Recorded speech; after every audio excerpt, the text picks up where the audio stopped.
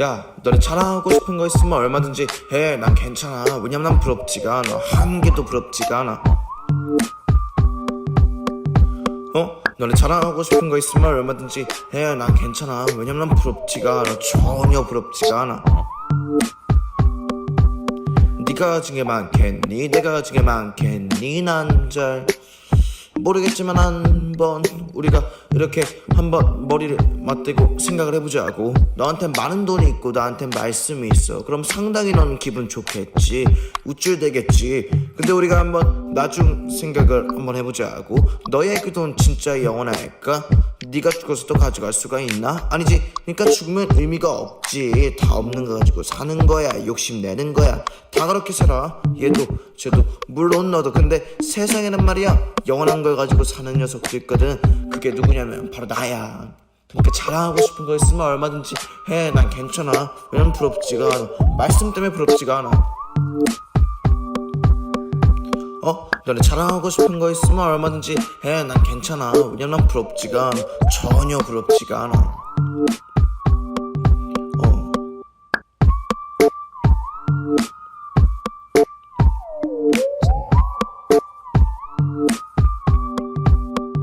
괜찮아.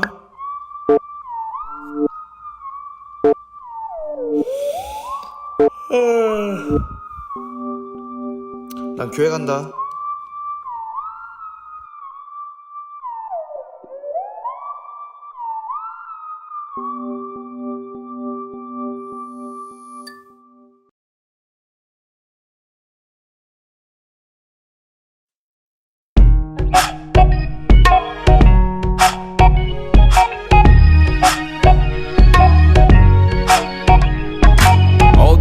난 문전박대 내 누더기가 문제가 돼. 왼쪽 뺨을 얻어맞고 난 오른쪽 뺨도 들이밀어.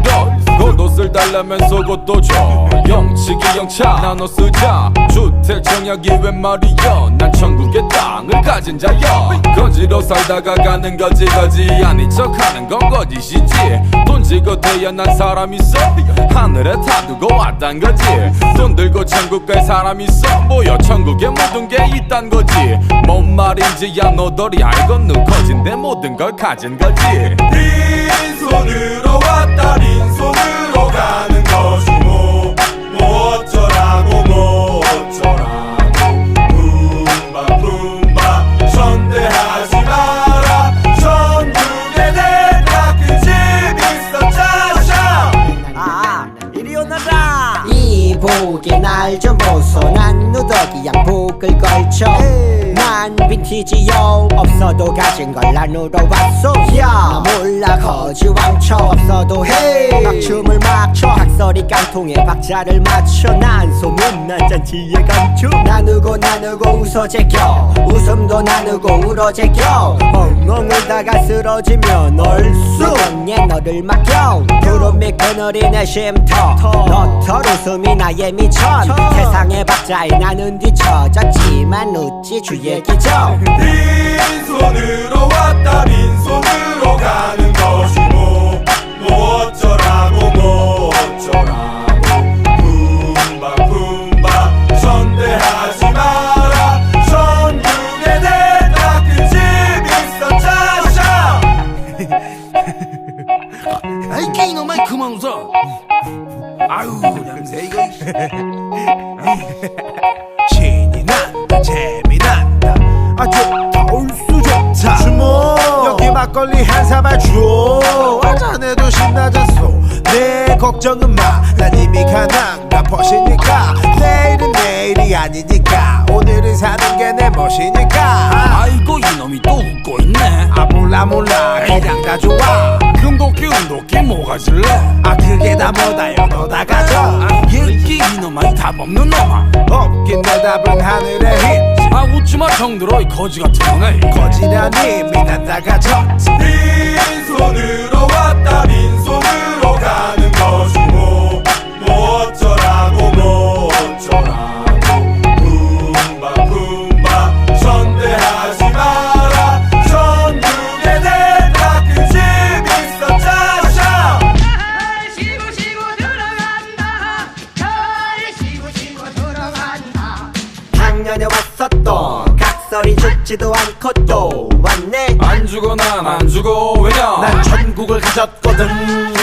작년에 왔었던 각설이 죽지도 않고 또 왔네. 안 죽어 난 안 죽어 왜냐 난 천국을 가졌거든. 빈손으로 왔다 빈손으로 가는 것이 뭐 어쩌라고 뭐 어쩌라고 품바 품바 선대하지 마라. 천국에 내 닦은 집 있어 짜샤.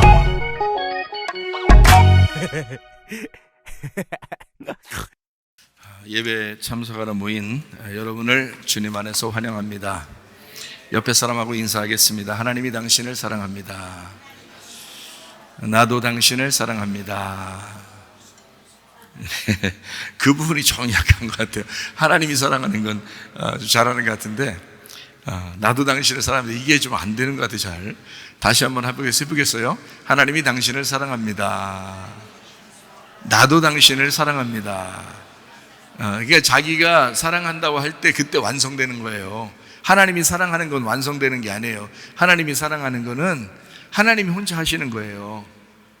그렇기 때문에 그건 완성이 아니에요. 어디서 완성되냐면 하늘의 뜻이 이 땅에서 완성되는 거거든요. 그래서 내가 사랑합니다 할 때 그때 완성되는 거예요.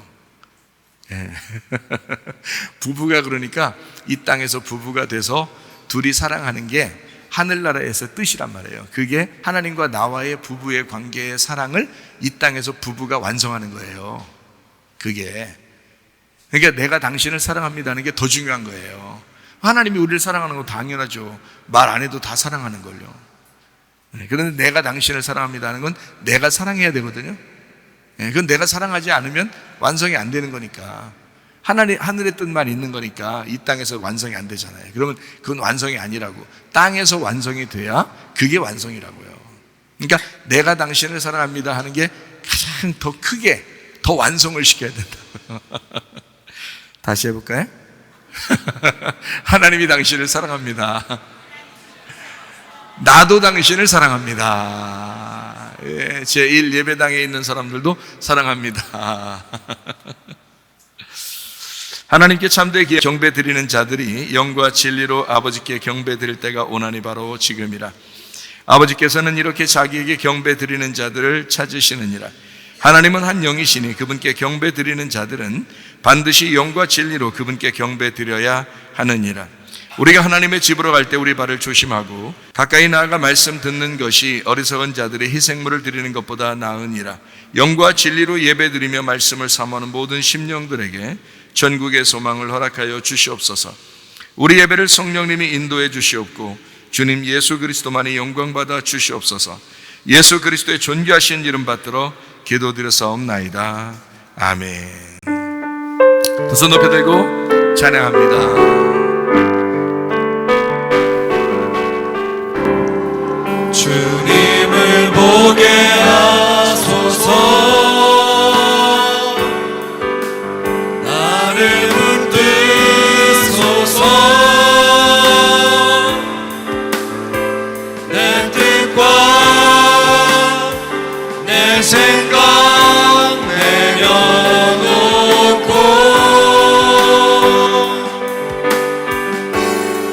주님 앞에 나 엎드려 주의 음성 기다리니 나를 부르실 때 믿음으로 걸어가리. 아픈 자리에 손대길 바랍니다.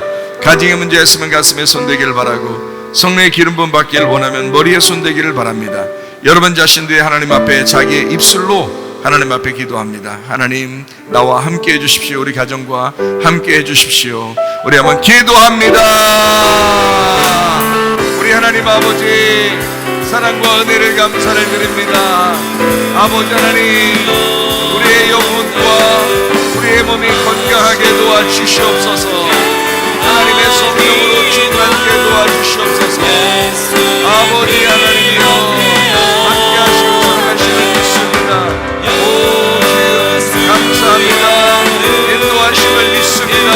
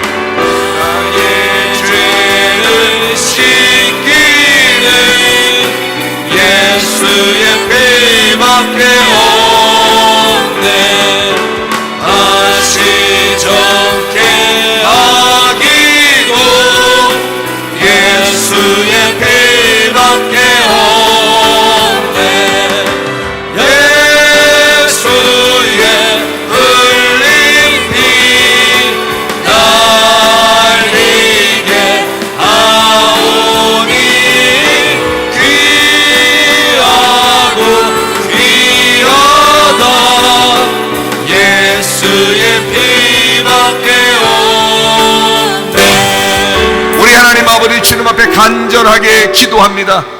하나님, 우리의 마음의 소원이 우리 하나님 앞에 예배드리다가 주님 만나는 것입니다. 그러나 우리 하나님 아버지, 몸이 건강치 못하여 어려움이 있는 사람이 있습니다. 우리 하나님, 우리의 영혼도 건강하게 해주시옵소서.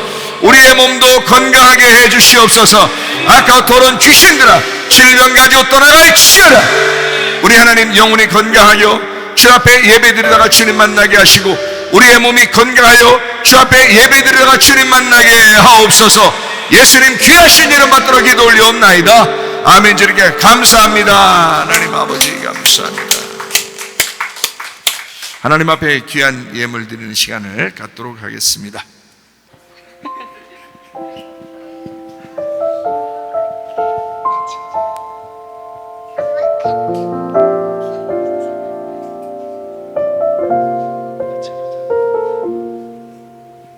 우리 주는 위대하며 능력이 많으시도다. 그의 지혜 무궁하며 인자는 영원하도다. 그가 구름으로 하늘을 덮으시며 땅을 위하여 비 준비하시니 예루살렘아 여호와를 찬송할지어다. 내 하나님을 감사함으로 그 앞에 나가며 주 임재 앞에 경배해.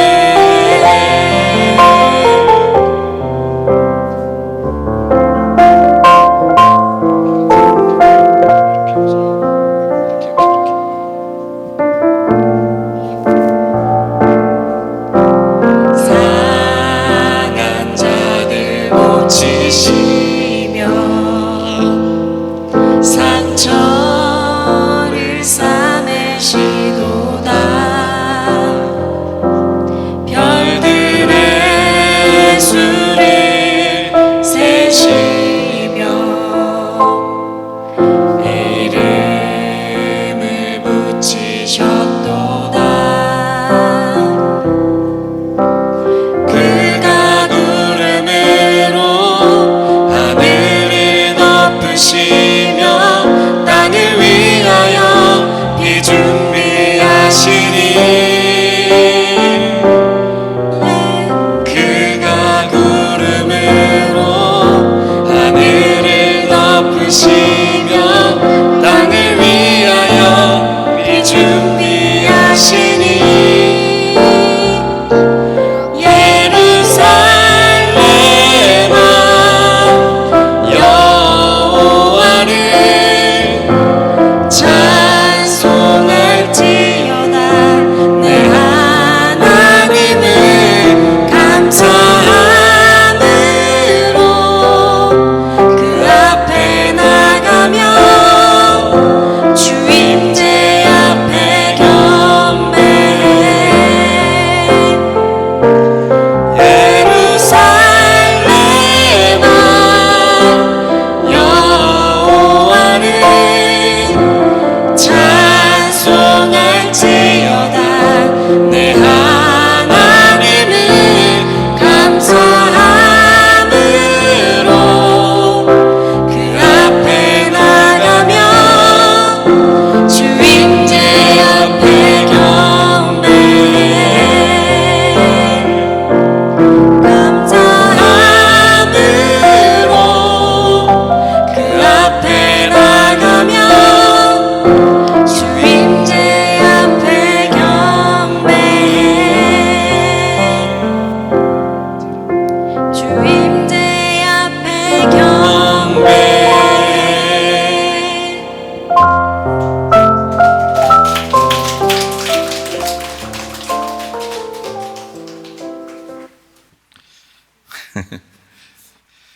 아기들은 참 다 귀엽죠. 우리 교회 아이들이 계속 태어나고 있는데 너무너무 아기들은 귀엽습니다. 뭘 해도 귀여워요. 그냥 막 뛰어다녀도 귀엽고 뭐 소리 질러도 귀엽고, 그냥 아이들은 하나님도 그렇게 보는 거예요. 우리들을 그렇게 보는 거예요. 여러분이 뭐 엄청나게 하나님 앞에 잘해서 하나님이 여러분 사랑하고 그러는 게 아니라 여러분 자체를 그냥 좋아하는 거예요. 부모가 자녀를 볼 때 그 자체가 좋잖아요. 그냥 내 자녀니까 사랑한다 이런 게 있잖아요. 똑같아요. 하나님도 우리를 보실 때 그렇게 사랑하는 거예요. 우리 그 시은이가 음악 천재라고 그러더라고요. 그 음악 하는 데서 음악 천재 같다 이렇게 얘기를 해요.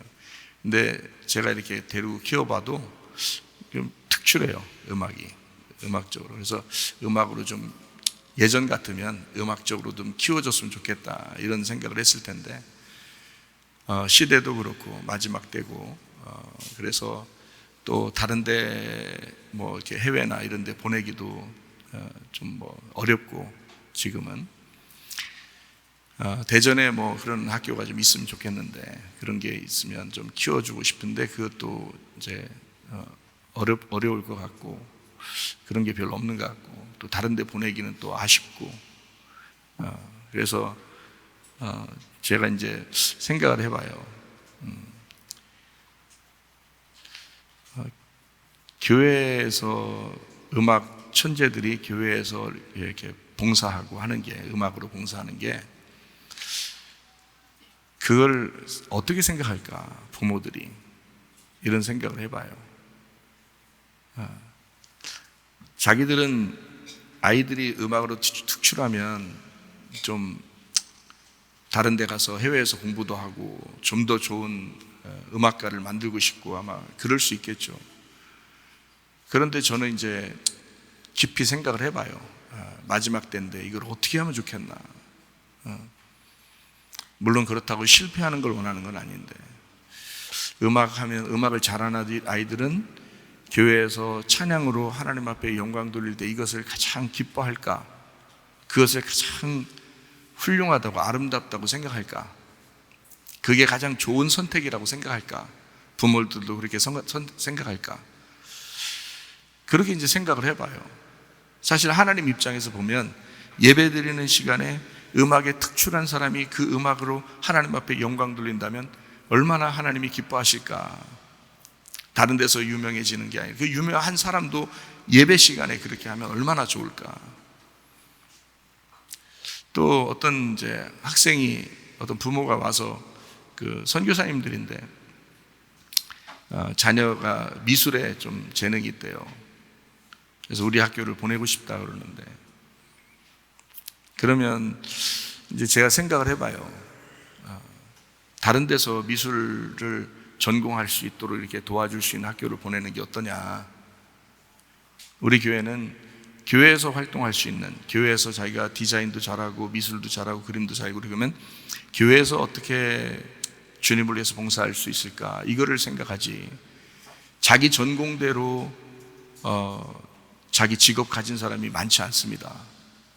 요즘 보면요, 자기 전공했다고 그걸 그대로 직업으로 가진 사람이 얼마나 되겠어요. 지금은 자기가 일하면서 돈을 벌면서 자기가 취미생활로 미술도 할 수 있고 음악도 할 수 있고, 대신에 그걸 통해서 하나님을 위해서 예배드리고 교회를 위해서 봉사하고 그러면 참 좋겠다, 이제 이야기를 했어요. 그분들에게.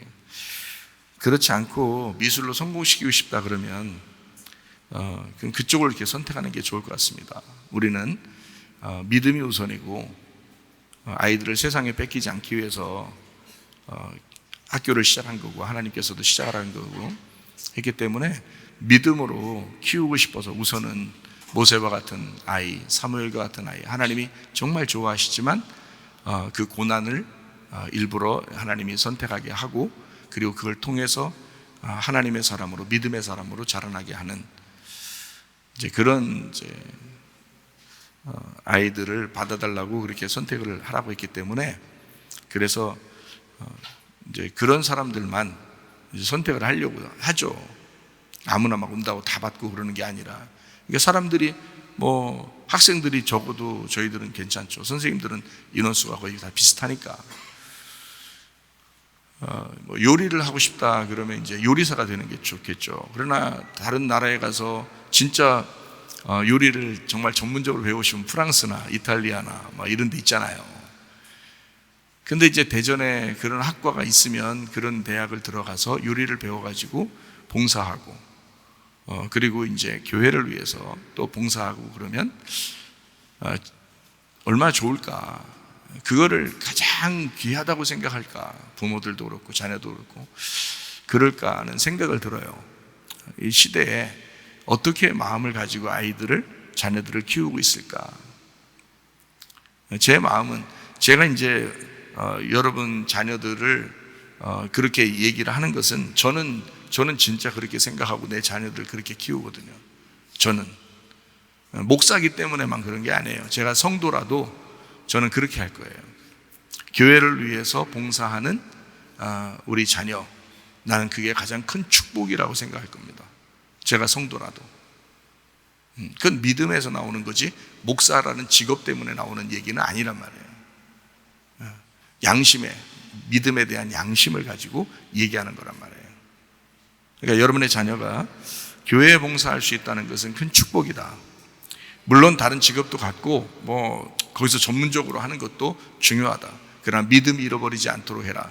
그리고 교회를 위해서 봉사할 수 있도록 만들어라. 그것이 가장 큰 축복임을 가르쳐라. 그게 진정한 교육이라는 겁니다. 그게 가정교육이라는 거예요. 그거를 잘 생각 못해요. 이 세상에서 성공하고 뭐 돈 많이 벌고 뭐 좋은 직장 가지고 그러면 막 굉장히 자랑하죠. 글쎄 하나도 부럽지가 않아요. 진짜 그런 거 너 죽을 때 돼서 보자.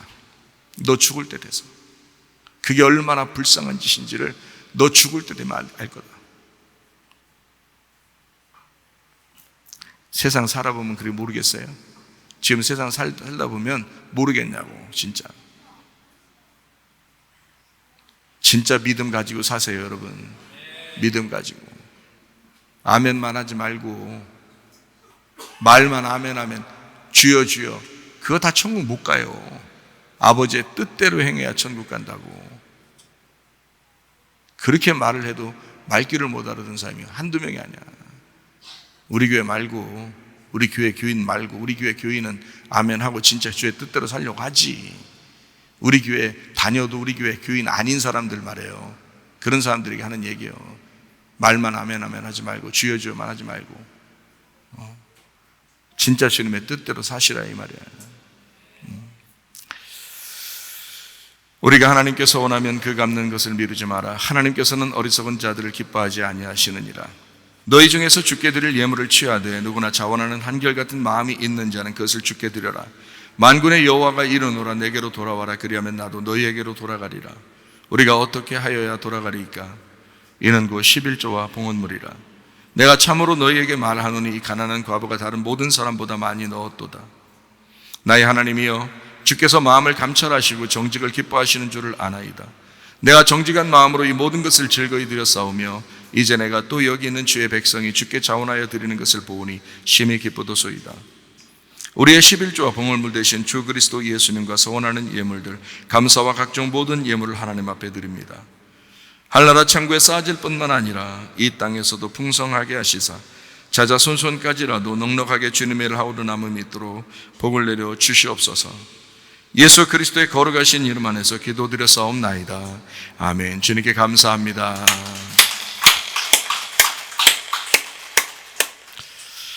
오늘 하나님 말씀 사도행전 2장 41절 말씀을 같이 보도록 하겠습니다. 그 말을 받은 사람들은 침례를 받음에 이날의 신도의 수가 3,000이나 더하더라. 침례식이라는 거, 우리가 침례식을 뭐 자주 하는 편은 아닌 것 같아요. 우리 교회가 뭐 의식에 불과하다 하기 때문에 자주 하는 편은 아닌데, 우리도 침례식을 하죠. 침례교회고, 또 이제 장로교회나 뭐 다른 교회 같은 경우는 이제 세례식을 하죠. 뭐 같은 겁니다. 세례식이나 침례식이나 뭐 같은 건데요. 내용적으로는 같아요. 근데 하는 이제 행위는 좀 다르죠. 의식적으로는 조금 다르고, 이제 세례는 좀 이제 간략하게, 그리고 침례식은 이제 뭐 정식으로 이렇게 하는 그런 이제 표시가 있죠. 어쨌든 세례식이나 침례식이라고 하는 건 겉의 모습이 중요한 게 아니고 마음이 중요한 것 같습니다. 그래서 침례식을 이렇게 예전에도 이렇게 해보면 그때 이제 뭐 젊은 사람들 많이 침례를 하잖아요. 젊은 사람들이 많으니까 침례를 해보면 침례를 하고 난 다음에 생활을 가만히 이렇게 봐요. 똑같아. 그런 사람들이 꽤 많아요. 뭐 그렇지 않은 사람들도 있지만 참 실망스럽습니다. 침례식을 하고 난 다음에 생활이 똑같은 거 보면 참 실망스러워요. 그 실망스러운 게 똑같아요. 결혼식도 똑같아죠. 결혼식을 할 때는 얼마나 성대하게 합니까? 결혼식 할 때 보면 사람들 앞에서 약속하고 성대하게 하긴 하는데 끝나고 나면은 집에서 생활하는 게 더 중요한데 그 생활하는 그 모습 속에서 결혼식 때 그 우아했던 그 모습들이 다 사라지고 막 개판 5분 전으로 이렇게 생활하는 사람들도 꽤 많죠. 그러다 보니까 그 결혼식이 왜 했나 우리가 뭐 이러면서 실망하는 경우가 참 많겠죠. 똑같아요. 침례식도 침례식 하고 난 다음에 사람들이 생활이 똑같아. 예전 생활을 버리지 못했어요. 계속 그렇게 생활해요. 그러면은 얼마나 실망스럽겠어요. 그래서 침례식을 이제 이번에 한번 또 하려고 그러는데요. 바닷가에서 하든 이제 강에서 하든 뭐 사람들이 이제 목욕통에다가 이렇게 물을 받아서 하든 또 이제 어떤 교회들은 이제 침례탕을 이렇게 강대상 뒤쪽에다 이렇게 만들어 놓고 침례식을 하고 그러기도 하죠. 침례식 이제 어디에서 하든 상관없어요. 물속에 이제 들어가면서 그 의식을 통해서 자기가 마음으로 이제 죽는다는 것을 의미하고 그러기 때문에 근데 이제 예전하고 좀 다르게 이번 침례식은 좀 결심하는 사람들이 침례를 받았으면 좋겠다는 것입니다. 결심하는 사람이 진짜 이번 이 결혼식이 이 침례식이 나에게는 영원하다 이렇게 생각하는 사람들이 침례식을 했으면 좋겠다. 침례 받고 나서 똑같이 예전처럼 생활하려고 하는 사람들은 침례 안 받아도 되고요. 진짜 내가 죽었다. 나 이제는 이전까지의 인생하고는 내가 다르다. 완전히 내가 그리스도의 사람이다.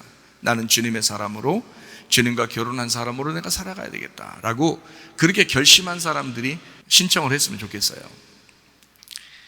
지금 이제 신청을 하고 있는데 침례식 한다고 하니까 신청을 하고 있는데 침례 문답도 물론 해야 되겠죠. 그리고 침례 공부도 해야 되겠고 그런데 뭐 길게 안 해도 돼요. 자기 결심이거든요. 내가 이번 결혼을 할 때 이 남편과 이 아내와 내가 영원히 내가 변함없이 내가 살아야 되겠다라고 하는 그런 게 그 약속이 끝까지 지켜질 수만 있다면 그 결혼식은 성공인 거잖아요. 마찬가지로 침례식 자체가 주님과 내가 오늘 결혼해서 내가 이 결혼식을 끝까지 생각하고 내가 영원히 내가 가야 되겠다라는 것을 그 결심이 완전히 선 사람 그런 사람들이 이제 침례식을 받아야 되겠죠. 그 침례를 받으면 영원히 변함없는 사람들 그 믿음을 정말 보일 수 있겠느냐 너의 생활을 통해서 그 믿음을 보일 수 있겠느냐 그 약속을 끝까지 지키는 모습을 보일 수 있겠느냐 그런 사람들이 침례식을 받아야 되는 거죠. 그걸 이제 이번에 계획을 하고 있습니다. 여러분도 마찬가지예요. 침례식은 그냥 한번 이렇게 지나가는 의식이 아닙니다. 그렇게 생활했기 때문에 결혼식도 결혼식 하고 난 다음에 엉망진창 결혼 생활하는 사람도 있고요. 결혼식이라는 건 결혼 생활 때문에 결혼식 한 거잖아요. 그럼 결혼 생활이 더 중요한 거잖아. 침례식은 예수님과 내가 영원히 같이 살겠다고 침례식 한 거잖아요. 그러면 예수님과 함께 영원히 살겠다는 그게 더 중요한 거잖아요. 그래서 침례식을 한 거잖아요. 근데 침례식을 하고 난 다음에 다 까먹어버리고 자기 생활, 자기 욕심, 자기 생각대로 계속 살아버리는 그런 침례 생활에 엉망진창되는 세례의 생활에 엉망진창하는 그런 사람들은 올바르지 않다. 진정한 믿음이 아니다. 진정한 침례식을 한 게 아니다. 진정으로 결혼한 것이 아니다 하는 것입니다. 분명히 알고 침례하고 분명히 알고 결혼하라는 거예요. 예. 마음속으로 의미를 잘 생각해 보는 그 침례가 중요하다. 우리가 태어나요. 그걸 생일날이라고 그럽니다. 태어난다. 생일날이라고 그래요. 그 생일날을 가장 잘 비추어 주는 게 성경에서 주의 만찬입니다. 주의 만찬. 주의 만찬은 예수님이 그러죠. 내 살을 먹고 내 피를 마셔라. 그러잖아요. 다시 말하면 자기의 죽음을 의미하는 거예요. 그 자기의 죽음을 왜 의미할까요? 나의 죽음으로 너희가 태어날 거야. 나의 죽음으로 너희가 태어날 거야. 엄마들이 피를 쏟으면서 아이들이 태어납니다. 그게 주의 만찬이에요. 주의 만찬. 생일날 뭐 먹어요? 여러분, 우리나라 같은 경우는 미역국 먹어요. 그게 피가 빨리 생성된다고 미역국을 먹는다고 그래요. 왜 생일날 미역국 먹여요? 저는 미역국 별로던데. 왜 생일날? 그래서 우리 집 같은 경우는 생일날 된장국 끓여 먹고 그럽니다. 아니, 미역국이 별로인 사람도 있을 거 아니에요. 근데 왜 자꾸 미역국을 먹여요, 애들한테? 야, 너 미역국 먹었냐? 생일날 때. 너 미역국은 먹었냐? 너 미역국 끓여주는 사람도 없냐? 뭐 이런 얘기도 하고 그러잖아요, 사람들이. 왜 그래요? 미역국 먹여야 된다는 거예요. 그날은 미역국을 먹는 날이라는 거예요. 미역국 싫어해도 먹고 마셔야 된다는 거예요, 그날. 그래서 저도 누가 생일날이라고 미역국 해주잖아요. 먹어요. 그 앞에서 엎어버리고 그러지 않습니다. 먹어요. 왜냐하면 감사하잖아요, 미역국 해주니까. 그래서 먹어요. 생일날 아닌 때도 미역국 주더라고. 또 어떨 때는 그럴 땐 다른 것 좀 해달라고 그렇게 얘기도 해요, 제가. 그런데 미역국 좋잖아요. 건강에 좋다 그러니까 그걸 준단 말이에요. 왜 그걸 먹는지 알아요, 여러분? 네?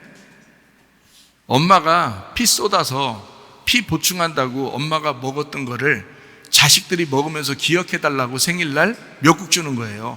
그 자식 때문에 주는 게 아니라 엄마 기억하라고 미역국 주는 거예요. 여러분, 알아요? 알고 드셨어요? 애가 뭔 피가 필요해? 엄마가 피 쏟았기 때문에 미역국이 필요해서 엄마가 먹는 거지. 애기 태어나면 그 다음 날부터 미역국 먹여요? 여러분? 아니라고. 엄마 먹은 거라고. 엄마 먹은 거를 이 아이가 기억해달라고 미역국을 먹는 거예요. 주의 만찬은 왜 해요? 교회에서 주의 만찬을 떡을 먹고 포도주를 마시고 왜 그래요?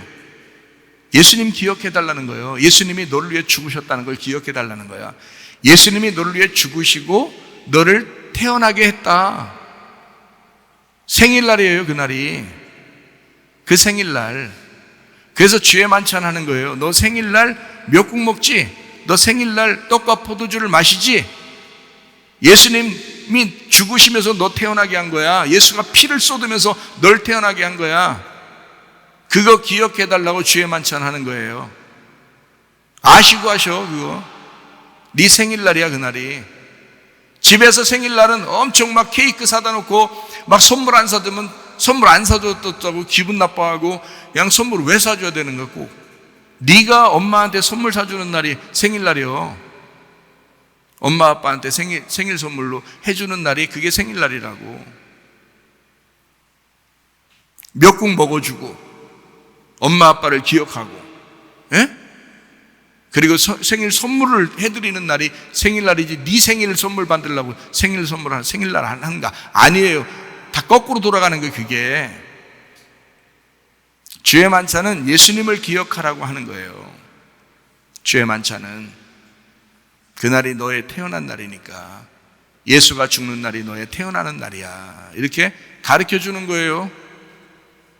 아시고서 주의 만찬 하셔. 그 주의 만찬이라고 하는 건 주님의 죽으심으로 내가 태어났기 때문에 우리도 그 주님을 따라가는 거예요. 그래서 아기가 태어나서 엄마 아빠를 따라가잖아요, 그죠? 엄마 아빠를 따라다녀요.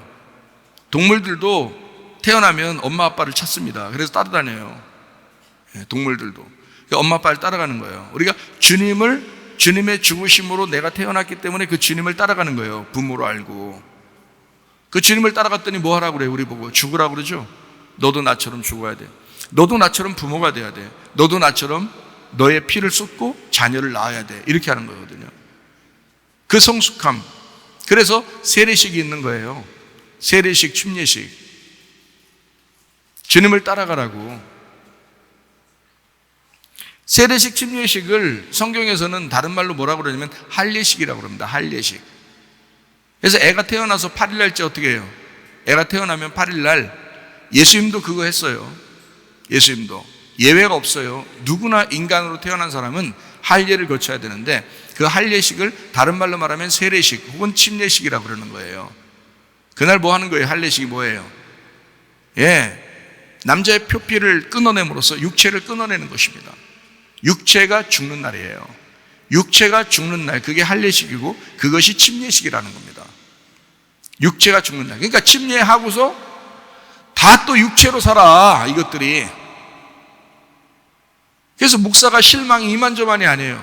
사람이 그 결혼식하고 난 다음에 그 결혼식을 다 까먹고 또 다른 남자를 만나고 다른 여자를 만나는 그런 사람들이 또 있는 거예요. 그 결혼식에 참석했던 부모들이 얼마나 실망이 크겠어요. 응? 그게 결혼식이라고 하는 거예요? 말도 안 되는 결혼식을 계속 하고 있어, 사람들이. 그러니까 이혼율도 반 이상이 되고 막 우리나라에. 그러죠. 그러니까 알고 하라는 거예요. 몰랐으니까. 그러면 몰랐으면 알으라 이 말이에요. 그래서 할례식은 침례식과 같고 세례식과 같은 거예요. 그러니까 완전히 육체가 끊어지는 거, 자기의 죽음을 말하는 것입니다. 더 이상 내 뜻대로 살지 않으리라. 더 이상 내가 내 생각대로 살지 않으리라. 더 이상 나는 죽었다라는 것을. 그래서 의식이라고 하는 건요, 중요하지 않습니다. 의식이라는 건 중요하죠. 그러나 그 의식보다 더 중요한 게 마음의 의식이에요. 마음의 의식. 마음으로 진짜 결심했느냐? 그게 더 중요한 거예요. 그걸 거듭남이라고 하는 거예요. 거듭남. 다시 태어났다. 주의 만찬을 해도 그냥 의식적으로 하는 사람이 있고 육체적으로, 마음으로 하는 사람이 있다. 마음으로 하는 걸 마음으로 거듭났다, 다시 태어났다 이거예요. 그거는 땅에서 태어난 게 아니고 하늘에서 태어났다라고 하는 것입니다. 그걸 거듭났다. 자, 하늘나라에 어떻게 가나요? 그냥 태어나면 다 갑니까? 아니에요. 거듭나야 가는 것입니다. 다시 태어나야 가는 거예요. 침례식 받으면, 세례식 받으면 그냥 천국 가는 거예요? 아니에요. 마음으로 받아야 된다 이거야. 마음으로, 진짜 마음으로 받으셔야 된다 이거야. 하늘로서 태어난 거, 다시 말하면 육체의 씻음입니다. 육체가 씻는 걸 말하는 거니까 세례식도 마찬가지죠. 육체를 씻는다. 너의 죄를 다 씻어버린다. 이런 걸 세례식이라고 그러거든요. 침례식은 아예 씻는 거 정도 안 되고 아예 죽어라 그러는 거고, 물속에 팍 집어넣어버리고. 그래서 세례식은 그냥 물 이렇게 찍어서 발로 씻어. 머리라도 씻어라. 이렇게 씻었잖아요. 이렇게 머리를. 네 생각이 바뀌어야 돼. 네 육체가 바뀌어야 돼. 그런 거거든요. 마음의 죽음입니다. 우리 마음으로 내 마음은 죽었고 주님의 마음을 내가 따라가리라. 그런 결심. 그게 세례식, 침례식입니다. 마음의 할례를 말하죠. 마음의 하나됨을 의미하는 것입니다. 마음이 중요한 것이다. 너희가 육체로 의식적으로 하는 결혼식이나 침례식이 중요한 게 아니고 마음으로 해야 된다. 그래서 이것을 그냥 너 교회 왔다고 구원받은 게 아니라 영혼의 구원이 중요한 거야. 그게 중요한 거야. 의식이 중요한 게 아니라 그건 중요치 않아. 마음의 중요성, 마음으로 실제로 영혼이 구원받아야 그게 중요한 거야. 영혼이 너니까 너의 모든 삶이 구원받아야 되는 거야. 한번 의식을 치렀다고 해서 결혼한 게 아니야. 네 결혼 생활을 볼 때 그 결혼식이 진짜구나라는 것을 알게 되는 거다. 너의 생활을, 너의 영혼의 생활을 가만히 보면 네가 진짜 침례를 받았는지 그걸 알 수 있다는 거예요. 그런데 목사들이 볼 때 상당히 실망스러운 경우가 많습니다. 목사들도 잘 안 되는 경우가 많으니까요. 그렇지만 최소한 그 결심, 그것이 잊지 않도록, 그 결심을 잊지 않도록 날마다 돌아서는 거죠. 날마다 돌아서면서 하나님 앞에 자기의 그 결혼식을, 그 침례식을 늘 생각하면서 하는 거죠. 그게 회개라고 그러는 거예요. 그래서 우리는 날마다 회개하면서 살아간다, 이렇게 말하는 것입니다. 그래서 날마다 주의 만찬이 중요한 거죠. 아, 내가 태어난 거, 날마다 내가 태어나는구나 라는 것을 생각해 봐야 되는 거고요. 날마다 침례식이 중요한 것입니다. 날마다 할례식이 중요한 것이다. 내 육체를 끊어내는 것이다. 나는 죽었다. 날마다 생일이듯이 날마다 내가 결혼식 하는 것이다 라고 생각하고 부부가 산다면 얼마나 좋을까요? 생각해 보세요. 우리 오늘 결혼식이야. 그리고 살아가요. 자고 일어났더니 오늘 우리 새날을 맞이했네. 오늘 우리 결혼식이야. 얼마나 행복한 가정이 되겠어요. 우리 오늘 이혼식이야. 이상하잖아요. 그런 건 안 된다는 거지. 오늘 결혼식이야. 날마다 결혼식 하는 것처럼 생활하면 얼마나 좋겠냐고요. 그죠? 그게 바로 뭐냐면 날마다 침례야. 날마다 결혼하는 거. 날마다 육신이 끊어진다. 날마다 우리 할례식 한다. 날마다 육체가 끊어지는 생활한다. 이게 중요한 것이죠. 사도행전 2장 41절의 말씀, 그 말을 받은 사람들은 뭘 했다고요? 침례를 받았다. 뭐 우리 교회는 뭐 침례라고 읽으니까 그렇죠. 또 누가 또 시비 걸면 안 되죠. 야, 세례라고 써있는데 왜 침례라고 읽으냐. 그렇게 그럼 우리가 그러면 침례교회인데 침례라고 읽어야지. 그럼 우리가 그러면 침례교회인데도 세례로 읽어요 자꾸? 그럼 안 되잖아요. 우리는 침례. 그래서 침례교회는 또 침례라고 쓴 성경책이 따로 나와요. 그 말을 받은 사람들은 침례를 받음에 이날의 신도의 수가 3천이나 더하더라. 이 사람들은 침례를 받고 난 다음에 진짜 성도가 된 거예요. 진짜 교인이 된 거예요. 그러니까 이 사람들 날마다 모이죠. 예. 그러니까 우리가 흩어져서 혼자 뭐 성경을 읽을 수도 있고 기도할 수도 있는데 사실 교회는 모이는 것입니다. 제1 예배당에서도 모이는 것이고 제2 예배당에서도 모이는 거예요. 모임이 있어야 이걸 교회라고 그러는 거예요. 함께 식사도 하고 함께 말씀을 나누고 그걸 가족이라 그러는 것이거든요. 가족이 혼자 있을 때 가족이에요? 그건 혼자 있는 거죠. 그건 사람이라 그러죠. 그러나 가족이 있을 때는 모였다. 이걸 가족이라 그러죠. 그래서 하나님의 가족도 마찬가지입니다. 교회로 모이는 것이거든요. 제1예배당, 제2예배당으로 자꾸 모이셔야 합니다. 그걸 교회라 그러는 거예요. 마찬가지로 이 사람들은 진짜 성도기 때문에 이 사람들은 침례를 받고 난 다음에 자기가 없어졌어요. 자기가 없어서 자기 물건까지도 네 거 내 거 없이 사는 거예요. 가족처럼. 날마다 모였어요. 같이 식사를 했어요. 같이 말씀으로 교제했어요. 자기 물건도 서로 나누었어요. 이게 초대교회라고 그러는 거예요. 근데 이거는 같이 살지 않으면 힘들어요. 지금 시대에서는 같이 살지 않으면 힘들어요. 그래서 우리 학교 같은 경우는 기숙사 생활을 같이 하니까 그 기숙사 생활하는 학생들은 옷도 서로 막 나눠서 입어요. 자기들 거 뭐 내 거야 이건 뭐 이런 게 별로 없어요. 물건들도 서로 이렇게 나눠서 쓰고 그럽니다. 그러니까 얼마나 아름다운지 몰라요. 그러니까 자기들 형제 같은 거야 이 아이들이. 자기들이. 그래서 방학을 주면은 한 달에 한 번씩 방학 주는데 자꾸 안 가는 사람도 있고 빨리 오고 싶은 사람도 있어요. 왜냐면 어차피 식구들이니까 이것도 여기도 그렇게 사랑한다고요. 뭐 저가 만든 게 아니라 하나님이 원래 그걸 교회라고 이렇게 만들어 놓은 거거든요. 성경에. 사도행전 2장에 쭉 내용을 2장에 41절부터 내용을 쭉 47절까지 읽어보면 그렇게 돼 있어요. 그 사람들 날마다 식사하고 말씀으로 교제하고 함께 기도에 전념하고요. 서로 사랑하고 그 사람들에게 칭찬받고 물건을 서로 네 거 내 거 없이 그렇게 서로 쓰고요. 이런 생활을 했다고. 이게 진짜 교회죠, 사실은. 여러분 보고 뭐 그렇게 지금 살아라 이렇게 말하고 싶지만 그렇게 못할 거예요. 같이 사는 사람들만 그렇게 하는 거거든요. 그렇지 않은 사람들은 쉽지 않아요. 그걸 또 속으로 다행이다 이렇게 생각하면 큰일 납니다.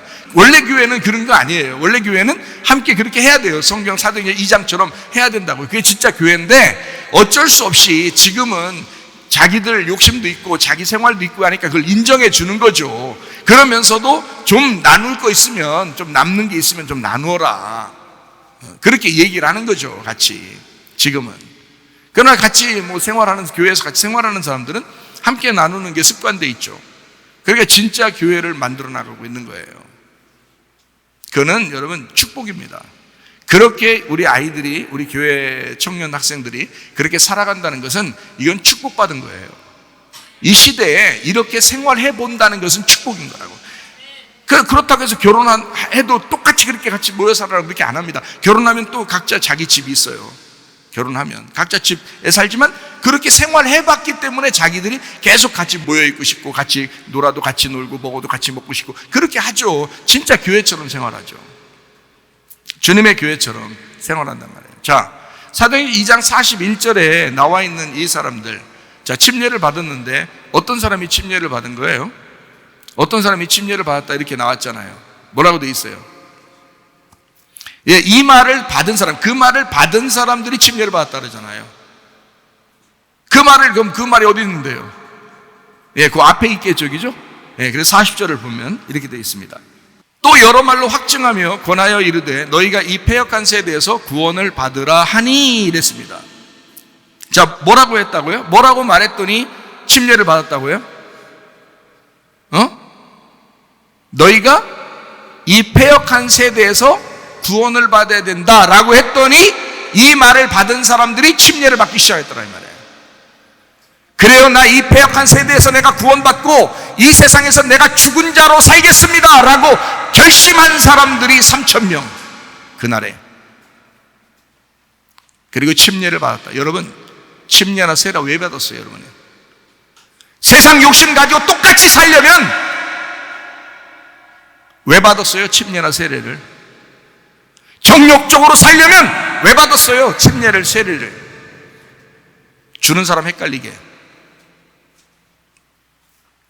적어도 이 사람들은 침례를 받았는데 왜 받았느냐면 하나님 말씀을 받고 나니까 이 사람이 어떤 말씀이냐면 이 패역한 세대에서 구원을 받아야 되겠구나. 내가 이 패역한 세대, 이 세대대로 그대로 내가 살아가면 안 되겠구나.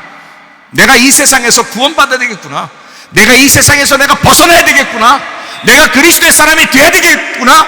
내가 이 세상에서 죽은 자가 돼야 되겠구나 한 사람들만 사도행전 2장 41절에 침례를 받았다라고 되어 있어요. 그 사람들이 3,000명이 되었다.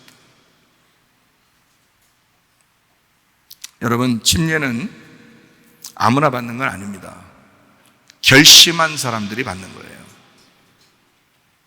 침례나 세례를 그냥 아무렇게나 받으니까 여러분 교회 다녀도 여러분 똑같이 생활하는 거예요. 결심하고 받아야 된단 말이에요. 침례라고 하는 이 단어가 밥티조입니다. 밥티조.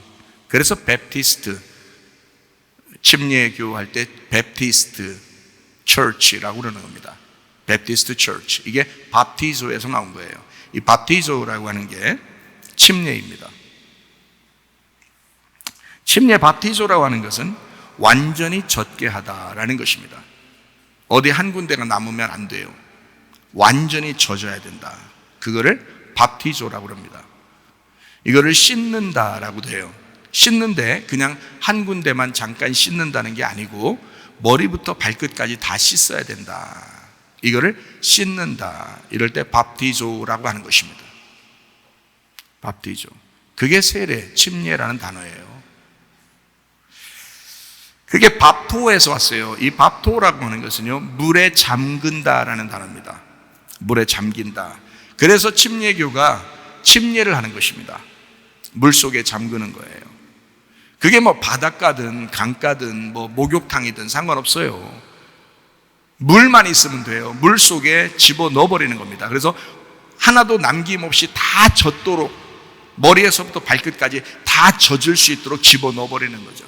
장사 지낸다 그래요. 그래서 그거를 장사 지낸다. 그거를 밥티조, 밥토라고 하는 것입니다. 물에 완전히 잠긴다. 너는 없다. 넌 죽었다. 이 말이에요. 그래서 침례를 줄 때 우리는 이제 이렇게 침례를 주죠. 침례하면서 예수 그리스도와 함께 죽습니다 하면서 물속에 집어넣어요. 그리고 물에서 끄집어낼 때 예수 그리스도와 함께 부활합니다 하면서 끄집어냅니다. 그러면 이제 더 이상 네가 없다는 얘기죠. 더 이상 네가 없다. 예수 그리스도와 함께 살아가야 된다. 예수 그리스도의 부활로 살아가야 된다. 이렇게 이야기하는 것이거든요. 그걸 침례식이라고 그렇게 말하는 것입니다. 자, 주의 만찬은 뭐라고요? 주의 만찬은 어린 양, 유월절 어린 양의 피로 구원받은 생일날과 같습니다. 그걸 주의 만찬이라 그래요. 주의 만찬이 이제 떡과 포도주로 이렇게 나누는 거잖아요. 그래서 그 사람을 선택하고, 하나님이 그 사람을 선택하고 이 사람을 태어나게 했다라는 기념이거든요. 그게 주의 만찬이라고 하는 것입니다. 그거를 선택했다는 것을 의식적으로 알려준 때가 있어요. 이 떡과 포도주로 알려준 때가 처음 나오는 게 창세기 14장 18절입니다. 살렘왕 멜기세덱이 떡과 포도주를 가지고 나왔으니 그는 지극히 높으신 하나님의 제사장이었더라, 이렇게 되어 있습니다. 떡과 포도주를 가지고 멜기세덱이 와서 아브라함에게 주는 것입니다. 주의 만찬도 똑같았죠. 예수님께서 제자들에게 뭐라고 했어요? 이건 내 살이요 내 피다 라고 하면서 떡과 포도주를 주죠. 그죠? 멜기세덱 왕으로 오신 우리 주님께서 제사장으로서 이 땅에 죽으실 걸, 자기의 죽음을 이야기하면서 너희들도 똑같이 나를 따라와야 된다라고 하는 그 의미로 너희들 태어나는 거야. 오늘 내가 너희를 선택한 거야. 너희가 선택받았음을 기념해라. 그래서 주의 만찬이 있는 거고요. 그걸 생일날과 똑같은 의미입니다. 요한복음 13장 8절 10절입니다. 베드로가 이르되 내 발을 절대로 씻지 못하시리이다. 예수께서 대답하시되 내가 너를 씻어주지 아니하면 네가 나와 상관이 없느니라. 예수께서 이르시되 이미 목욕한 자는 발밖에 씻을 필요가 없느니라. 온몸이 깨끗하니라. 너희가 깨끗하나 다는 아니니라 하시니, 이렇게 했습니다. 그러니까 목욕이라는 말이 나오고 손과 발을 씻는다는 말이 나오잖아요. 씻는다는 것은 세례를 의미하고 목욕하는 것은 침례를 의미합니다. 그런데 우리가 결혼식도 한 번 하듯이 이 침례를 통해서 자기의 죽음이라고 하는 그 기념 의식은 한 번 해요. 그런데 날마다 씻는 것은 날마다 생각하는 거죠. 날마다 그 목욕한 것에 대해서 자꾸 생각을 하는 거죠. 그리고 살아가는 겁니다. 그래서 이거를 이제 구약에서도 이런 일이 있었는데, 그게 바로 뭐냐면 출애굽기 38장 8절, 그가 노스로 물두멍을 만들고 그 받침도 노스로 하였으니 곧 회막문에서 수종드는 여인들의 거울로 만들었더라. 이게 뭐냐면 물두멍이거든요. 물두멍은 왜 있어요? 세수대야처럼 생겨가지고 물을 담아놨어요. 그래서 물로 자꾸 씻으라는 거거든요. 손과 발을 씻으라. 내가 하나님의 백성으로 목욕한 자는 손과 발을 날마다 씻으면서 들어가라는 거예요. 하나님을 만날 때, 예배할 때 손과 발을 매일 씻으면서 나가라는 거예요. 하나님 앞에. 뭘로 만들어 하겠어요? 회막문에서 수종드는 여인들의 거울로 만들었어요. 성경을 뭐라고 그러죠? 우리들의 거울이라고 그럽니다. 하나님의 말씀으로 그 물두멍을 만들고 그 물두멍에서 그 물로 너희를 자꾸 비추어 보고 너희를 씻으라는 것입니다. 그래서 하나님의 말씀으로 씻으라는 얘기예요, 이게. 지금은 뭐 물두멍 갖다 놓고 우리가 교회 들어오면서 물두멍 갖다 놓고 막 씻으면서 예배드리고 이러진 않잖아요. 그건 하나의 종교 의식에 불과하죠. 그러나 우리는 마음으로 씻어야 된다, 날마다. 그래서 마음으로 씻으면서 예배해야 된다는 거예요. 그게 물두멍의 씻음이에요. 뭘로 씻어요? 말씀이라 했잖아요. 말씀.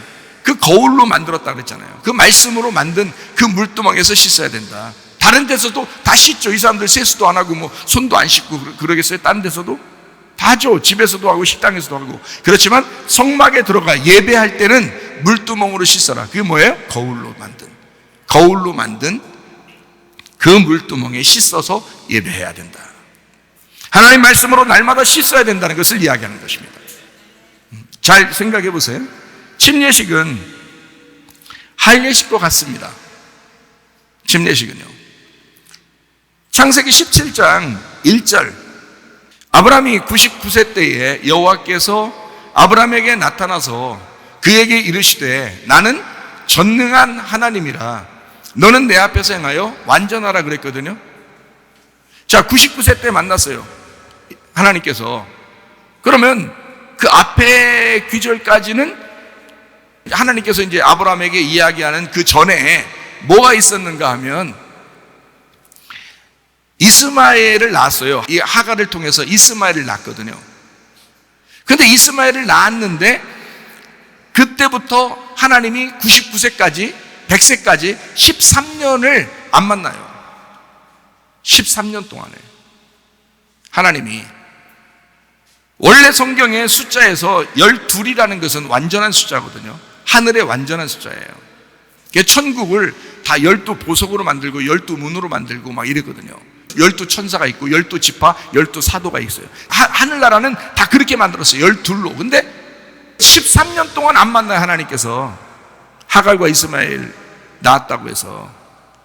그래서 이스마엘이 13살 될 때까지 하나님이 안 나타났습니다. 아브라함에게. 왜? 너 육체로 반항했다는 것입니다. 육체로 반항했다.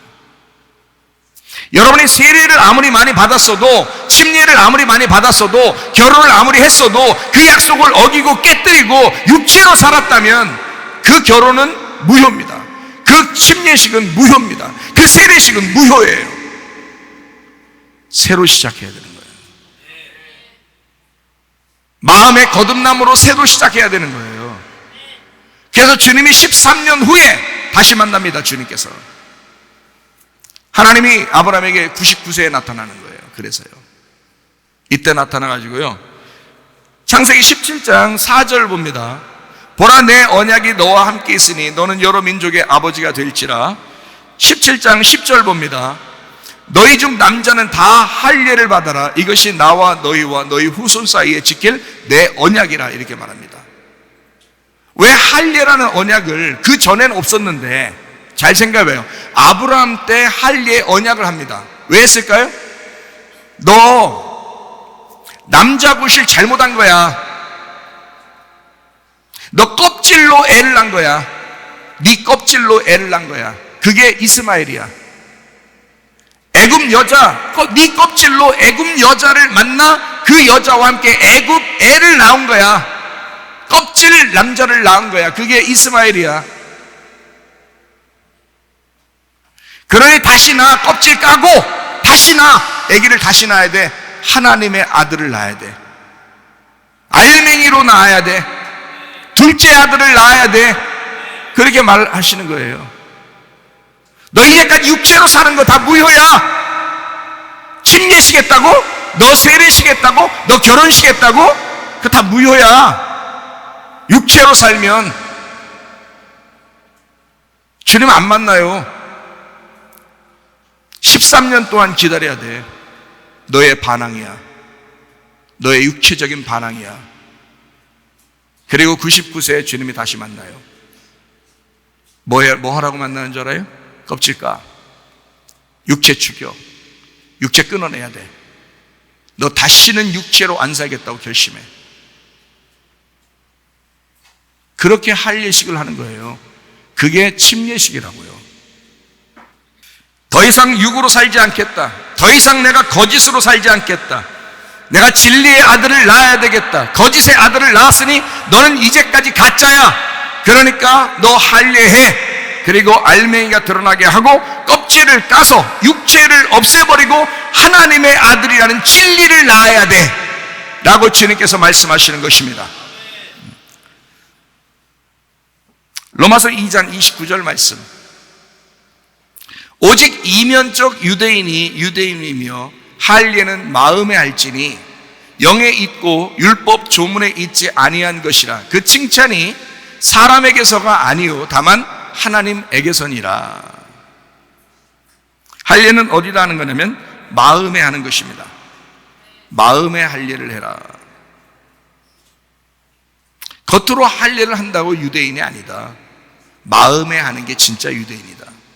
마음으로 할례하는 게 진짜 유대인이야. 그러니까 마음으로 진짜 침례받는 게 진짜 침례한 거야. 마음으로 결혼한 게 진짜 결혼식인 거야. 내가 한 번도 변하지 않겠다. 그 마음이 끊어지지 않고 그 결심이 영원할 때 그게 진짜인 거야 라는 것입니다.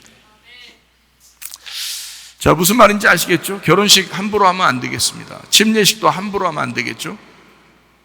자기 자신을 돌아봐야 되겠죠? 내가 진짠가? 나 진짜 주님과 영원히 내가 살 결심하고 있는가? 나 그날이 결혼식이라고 생각하는가? 내가 예전에 생각한 거 보니까 모르고 한 것 같아. 내 이번에 진짜 결심하고 뭘 해야지. 그런 사람도 있을지 몰라요. 아, 내가 결혼식 다시 한번 해보고 싶다. 뭐 이런 생각 할 수도 있잖아요. 아니, 다른 사람이랑 말고 그 결혼한 사람이랑 또 결혼하는 사람도 있잖아요. 왜 그 뭐 황혼 결혼이라고 그러나요? 뭐 이렇게 오랫동안 살고서 너무 정이 들어가지고 둘이 결혼식을 자녀들이 막 해주면서 이렇게 우리 엄마 아빠는 둘이 해로하고 오랫동안 이렇게 사랑하며 살았습니다 해서 결혼식을 다시 해주기도 하고 그러잖아요. 친척들도 모여서 같이 식사도 하고 그러면서 그렇게 한 사람들도 있잖아요. 예. 어떻게 장로님하고 권사님 한 번 더 재차 결혼, 재결혼 이게 얼마나 좋아요? 그거는 이제 자녀들이 이제 축복해서 이렇게 해주는 거잖아요. 좋잖아요. 그렇게 하는 사람도 있대요. 그러면 그 결혼식에 대한 설렘 그리고 결심하는 그 마음, 결단하는 그 마음이 더 새록새록 이렇게 결심이 될 수도 있겠죠. 어쨌든 마음으로 하는 게 중요한데 그 마음의 결심이 더 중요한데 혹시 내가 진짜 한번 내 결혼하고 싶다. 내가 진짜 침례를 받아보고 싶다. 뭐 그런 사람이 있다면 저랑 상의해보면 알겠죠. 갈라디아서 6장 15절 말씀, 할례나 무할례가 아무것도 아니다. 오직 새로 지으심을 받는 것만이 중요하니라. 오직 새로 지으심을 받는 게 중요하다. 너 새로 건축되었느냐? 너 마음으로 진짜 새로 건축되었느냐? 너 마음으로 진짜 결혼했느냐? 너 마음으로 진짜 침례했느냐? 그게 더 중요하다. 이것이 이야기하는 거죠. 빌립보 3장 3절 말씀입니다. 하나님의 성령으로 봉사하며 그리스도 예수로 자랑하고 육체를 신뢰하지 아니하는 우리가 곧 할례파라. 할례파는 뭐라고 그러니까? 할례한 거, 진짜 껍질이 벗겨지고 진짜 알맹이로 사는, 진리로 사는 사람들, 이걸 뭐라고 그런다고요? 성령으로 봉사한다. 그리스도 예수로 자랑한다. 육체를 신뢰하지 않는다. 이게 할례라는 겁니다.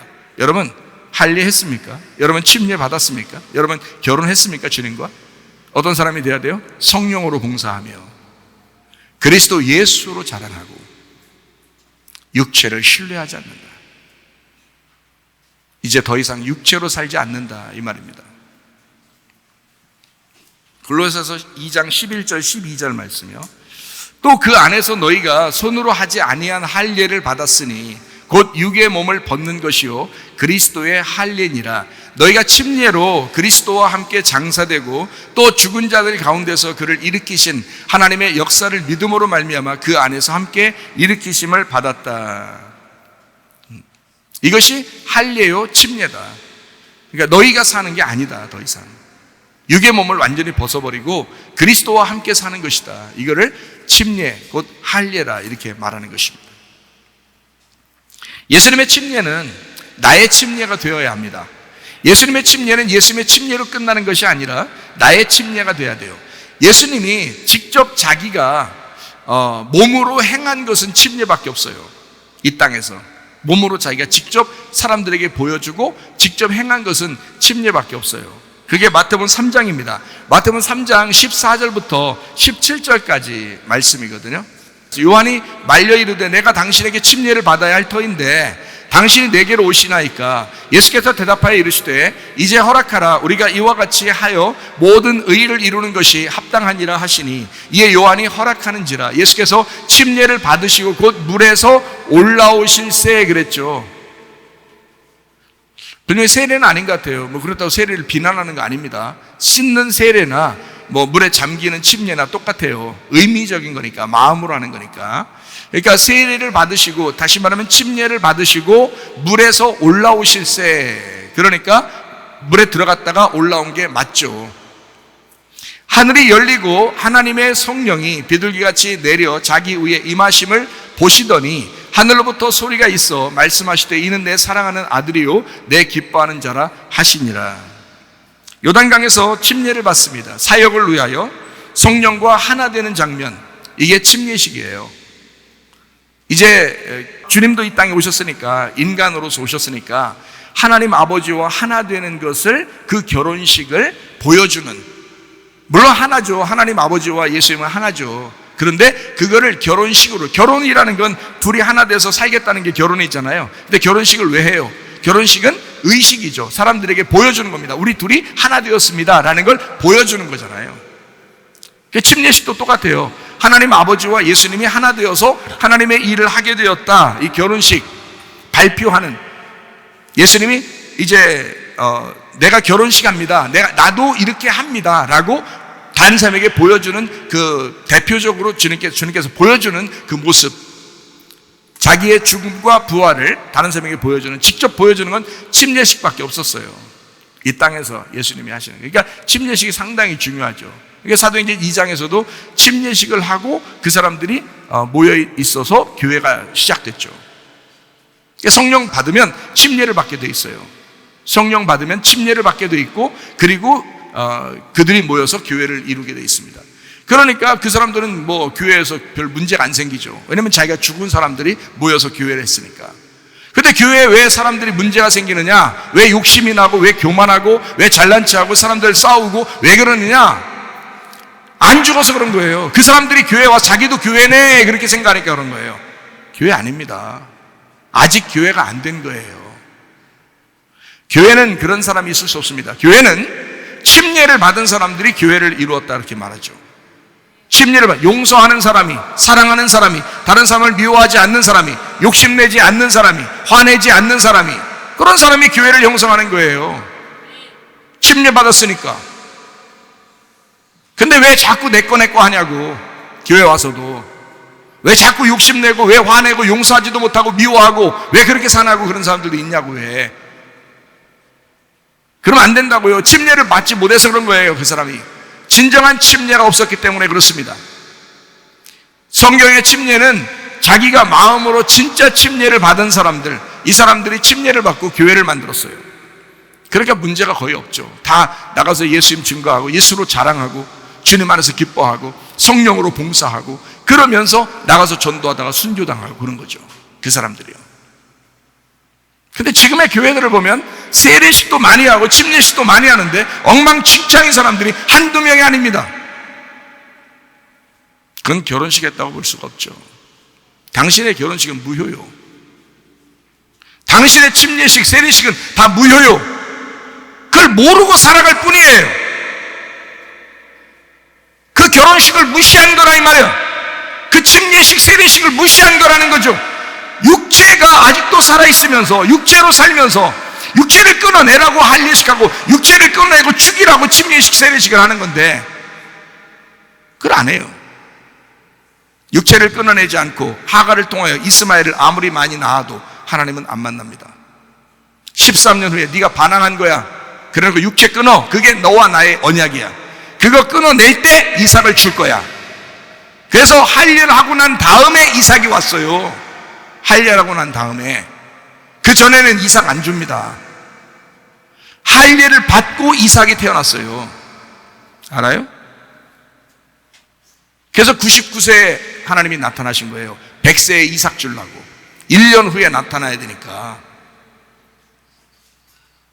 자, 침례식, 세례식 아무것도 아닌 줄 알았죠. 결혼식 아무것도 아닌 줄 알았죠. 여러분 다 외식적이고 거짓하고 가식적으로 하나님을 믿고 사는 사람이 한두 명입니까?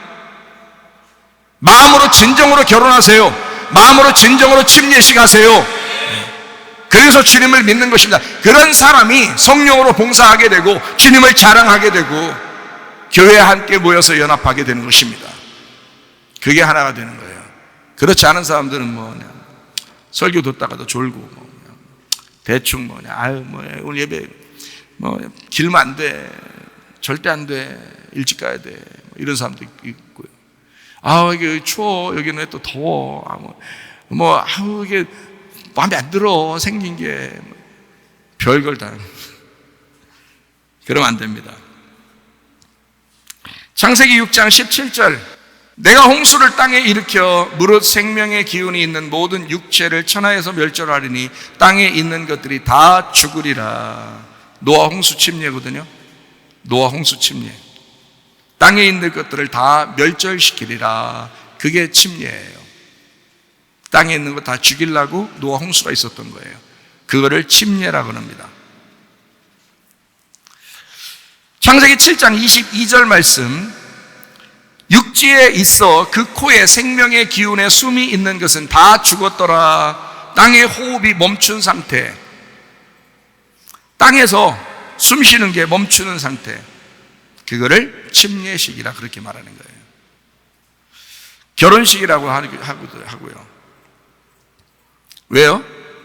결혼식은 무덤이니까, 죽는 거니까, 죽으려고 결혼하는 거니까. 침례식도 마찬가지예요. 노아 홍수도 마찬가지예요. 땅에 있는 걸 멸절시키고 땅에서 호흡하는 것을 다 멈추게 하려고. 그래서 남자가 여자랑 결혼하잖아요. 남자가 여자랑 결혼하잖아요. 그럼 남자가 여자한테 죽는 것입니다. 자기를 다 내주는 거예요. 왠 줄 알아요? 여자가 무덤이었으니까. 그 여자라는 무덤 안에 남편이 죽으려고 하는 것입니다. 그래서 한 남편에게 시집 온 그 여자는 무덤이 되는 거예요. 그래서 그 남자를 죽이는 것입니다.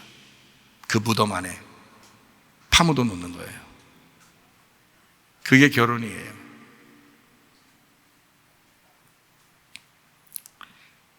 땅의 호흡이 멈추면 침례식을 한 거다. 땅에 있는 것이 멸절되면 그게 결혼식이다. 침례의 의미를 정확하게 알고 하셔야 된다. 그 아내의 무덤 안에 내가 죽는 것이다. 주님도 이 땅에 오셔서 이 땅이라는 안에 죽는 겁니다. 들어가서. 그래서 무덤 안에 갇히는 거예요. 그리고 예수님이 스스로 부활했겠어요? 죽었는데 하나님이 부활시켜줘야 되는 거예요. 그 하나님의 영이 와서 부활시켜야 되는 거야. 그래서 하나님의 영으로 영원히 살고 계신다라고 하는 것입니다. 그걸 부활의 삶이라고 하는 거야. 여러분이 이 땅에서 땅에 있는 것이 멸절되고 나의 땅의 호흡이 다 멈춘 상태가 되면 나는 죽는 거죠. 그 무덤 안에 들어가는 거죠. 그러면 내가 살아요? 누가 살려줘요? 예, 하나님의 영이, 그 예수님이 날 살려주시는 거야. 그래서 더 이상 내가 아니고 예수님이 살아가는 거야. 그걸 교회라 그러는 거예요. 교회 와서 뭐 그냥 자기 좀 알아달라고 막 떼쓰고 그러지 마요. 그거 그 표신하니까 괜히 침례 안 받은 거, 세례 안 받은 거, 그 주님과 결혼 안 한 거 표시나 괜히. 그러니까 그런 짓 하지 마. 우리 교회는 특히 그런 짓 하면 안 돼요. 출애굽기 14장 21절, 모세가 바다 위로 손을 내밀매 여호와께서 큰 동풍이 밤새도록 바닷물을 물러가게 하시니 물이 갈라져 바다가 마른 땅이 된지라. 홍해바다 건너는 침례입니다. 그 바다를 건너가야 광야로 들어가요. 그리고 광야에서 또 요단강을 건너가야 가나안 땅으로 들어가게 되는 거예요. 왜 하나님이 그렇게 만들었을까요? 침례예요. 침례받지 못한 사람은 하나님의 백성이 될 수가 없다는 걸 얘기하는 겁니다.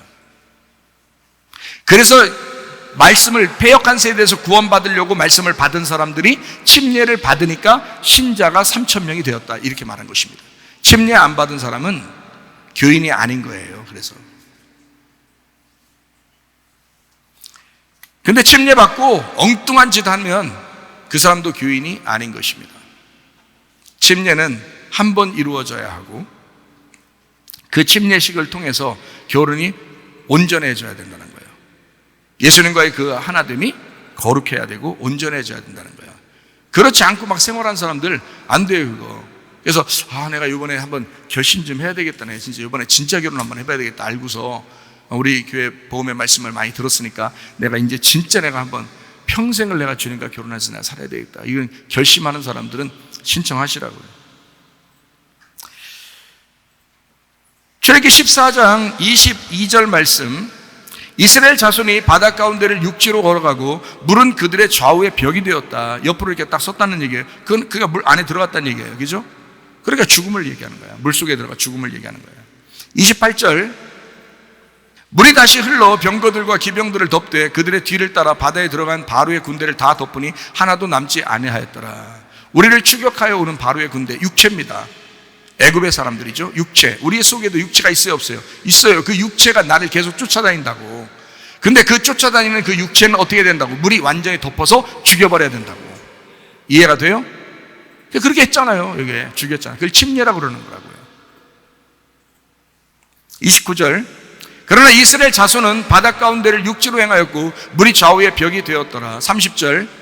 그날에 여호와께서 이같이 이스라엘을 애굽 사람의 손에서 구원하심에, 그러니까 다시 말하면 패역한 세대에서, 패역한 애굽에서 구원하셨다 그 말이죠. 그죠? 패역한 세대에서 구원을 받기 위해서 그 사람들이 침례를 받은 거잖아요. 사도행전 2장에 오순절 성령 충만 받은 사람들이, 그죠? 네.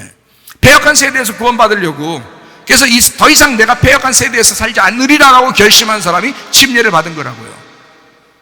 애굽에서 탈출한 사람들이, 하나님께서 이 사람들을 이끌어낸 것은, 홍해바다를 일부러 건너게 하는 것은 애굽 사람의 손에서 구원하려고 한 것입니다. 다시 말하면 더 이상 애굽의 습관대로 살지 않게 하려고, 더 이상 애굽의 문화대로 살지 않게 하려고 이 사람들을 구원하신 것이다. 이스라엘이 바닷가에서 애굽 사람들이 죽어 있는 것을 보았더라. 뭐예요? 노아 시대 때도 똑같죠. 호흡 있는 자들 다 죽었더라 그랬죠. 땅의 호흡은 다 죽어야 되니까 그걸 침례라 그런다고요. 여러분, 땅에 숨을 쉬면 안 된다 이 말이에요. 우리는 예수님 믿는 사람들은 하늘에 숨을 쉬고 살아가야 되는 것입니다. 그걸 예수 믿는다고 하는 거예요. 자, 더 이상 애굽의 삶으로 내가 살지 않겠다. 더 이상 내가 애굽의 숨을 쉬지 않겠다. 광야의 하나님을 내가 신뢰하겠다. 오직 그 하나님과만 내가 살아야 되겠다. 결혼식.